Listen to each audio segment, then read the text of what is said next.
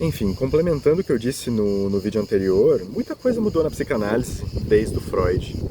Né? Em relação à interpretação dos sonhos, a gente pode mencionar, por exemplo, o Lacan, né, que ele vai dizer que não é apenas o sonho que expressa um desejo inconsciente, né, que não é apenas o sonho que é a expressão do nosso inconsciente, mas é que, na verdade, todo o nosso discurso é meio que isso, né, a expressão do nosso inconsciente. Porque, para o Lacan, o inconsciente é estruturado como uma linguagem. Né? Isso é uma frase muito batida, mas o que quer dizer isso? O que significa dizer que o inconsciente é estruturado como uma linguagem? O que acontece é que, quando eu digo algo, devido à maneira como a nossa linguagem se constitui, eu acabo sempre dizendo um pouco a mais do que eu queria, ou um pouco a menos, ou algum mal-entendido acontece, ou algum lapso, ou alguma repetição. Né? Eu sempre acabo falando algo a mais do que eu queria dizer. Né? E se não fui eu quem disse isso, se eu disse algo que eu não queria dizer, ou algo oposto do que eu queria dizer, e não fui eu que fiz isso de propósito, quem é que foi? Né? Quem é que disse? Aí que entra o inconsciente, né? O inconsciente se manifestando, utilizando as ferramentas que a linguagem tem para se manifestar. São o que? A repetição, o lapso, o esquecimento, a substituição de uma palavra por outra, o uso de figuras de linguagem.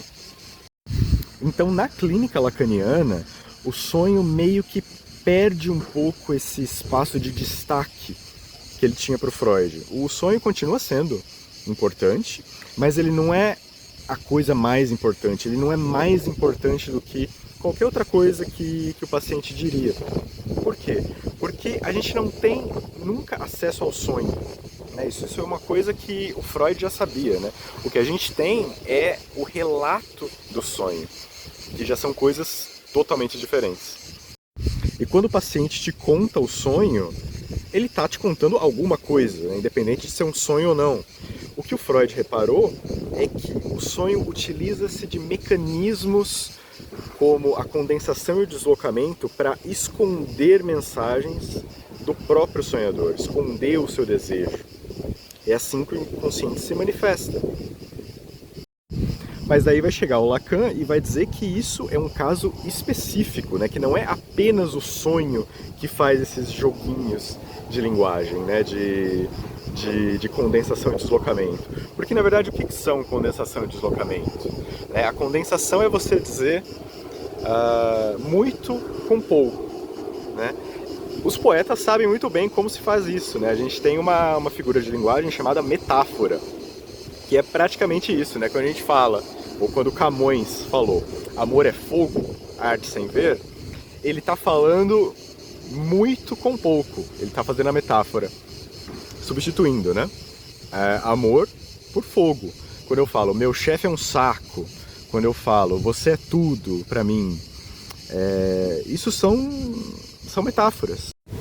E é exatamente isso que o sonho faz quando ele condensa vários sentidos em apenas uma imagem ou em apenas um símbolo. Já o deslocamento no sonho, para o Freud, acontece quando a importância de algum símbolo ou de algum evento passa para outro, de uma maneira a ser disfarçada. Né? O Lacan vai associar isso com a metonímia, que é exatamente você passar o significado de uma palavra para outra, você deslizar o significado de uma palavra para outra que tem alguma relação, mas não é a mesma palavra, né? O problema da condensação e do deslocamento, ou a graça, né, da condensação e do deslocamento, é que quando eu faço essas operações, eu vou acrescentar sentidos para o que eu disse. Né? E quando eu digo que amor é fogo, isso acrescenta significados para a palavra amor e nem todos eles são aqueles que eu queria dizer. E a grande sacada do Lacan foi perceber que o inconsciente não utiliza essas figuras de linguagem apenas no sonho, mas em toda a nossa vida. Né? A gente pode dizer, por exemplo, se eu tenho um carinho enorme por uma camiseta, eu posso falar, não é apenas uma camiseta. que é isso? É uma condensação, é uma metáfora. Estou falando, essa camiseta não é apenas uma camiseta, é muito mais, né? Se eu tô com raiva do meu chefe, eu posso socar uma parede, mas eu não quero realmente socar a parede, eu queria estar socando outra coisa. O que é isso? É uma metonímia, é um deslocamento, né? Às vezes a gente faz isso de propósito, mas às vezes a gente faz sem perceber que está fazendo.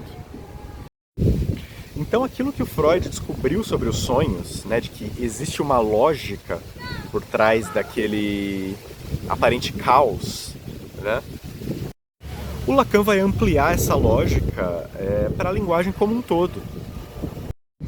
Então o sonho deixa de ser uma mensagem escondida que precisa ser decifrada pelo analista para o sonhador e passa a ser um exemplo de como o inconsciente fala através de nós e um exemplo de como o inconsciente se constitui, que é como uma linguagem.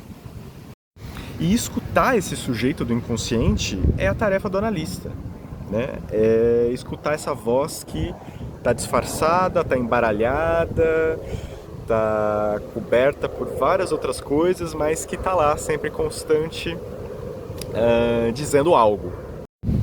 E é importante ouvir o que o inconsciente tem para dizer, porque independente da gente gostar ou não, ele vai continuar dizendo.